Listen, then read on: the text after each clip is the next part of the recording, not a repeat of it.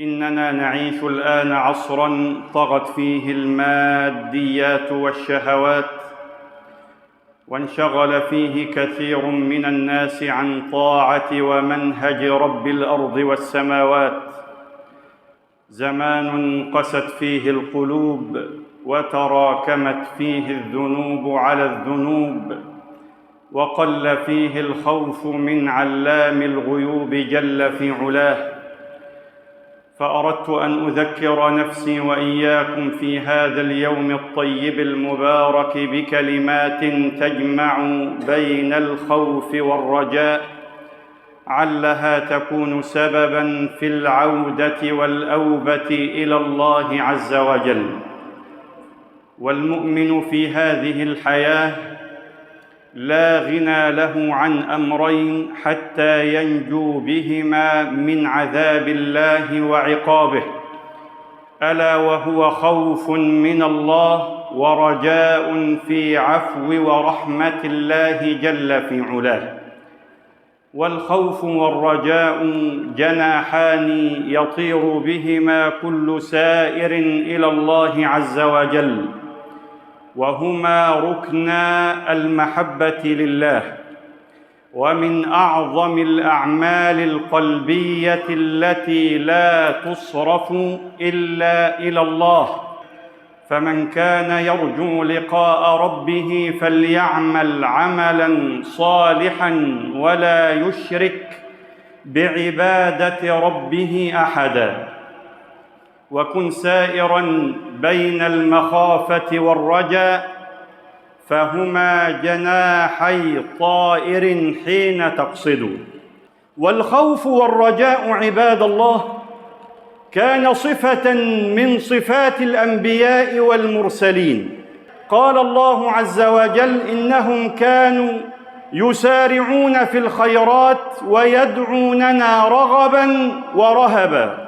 وإن المؤمنين الصادقين الذين يقفون بين يدي الله بالليل ما وقفوا بين يدي الله إلا طمعاً في رحمته وخوفاً من عذابه. تتجافى جنوبهم عن المضاجع يدعون ربهم خوفاً وطمعاً ومما رزقناهم ينفقون.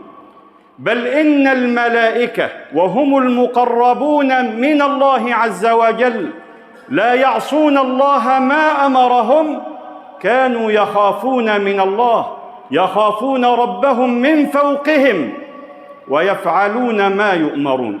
كان النبي صلى الله عليه وسلم إذا رأى أن أحوال الطبيعة تتغير من شدة رياح وغيره، كان صلى الله عليه وسلم يخاف من ربه ويهرع إلى بيت الله.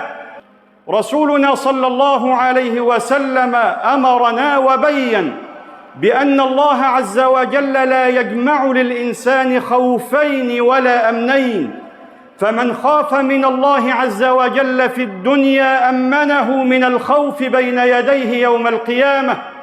بل إن من السبعة الذين يظلهم الله في ظله يوم لا ظل إلا ظله رجل دعته امرأة ذات منصب وجمال قال: إني أخاف الله عز وجل.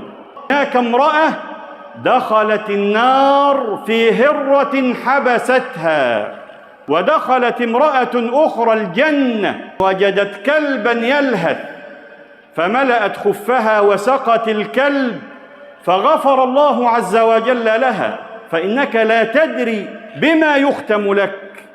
في الحديث الصحيح من حديث عبد الله بن مسعود: إن أحدكم ليعمل الزمان الطويل بعمل أهل الجنة حتى ما يكون بينها وبينه إلا ذراع، فيسبق عليه الكتاب فيعمل بعمل أهل النار فيدخلها. وإن أحدكم ليعمل الزمان الطويل بعمل أهل النار حتى ما يكون بينه وبين النار إلا ذراع، فيعمل بعمل أهل الجنة فيدخلها. ولكن عباد الله، الخواتيم ميراث السوابق. لقد أجرى الله الكريم بأن من عاش على شيء مات عليه، ومن مات على شيء سيبعث ويقف بين يدي الله يوم القيامة عليه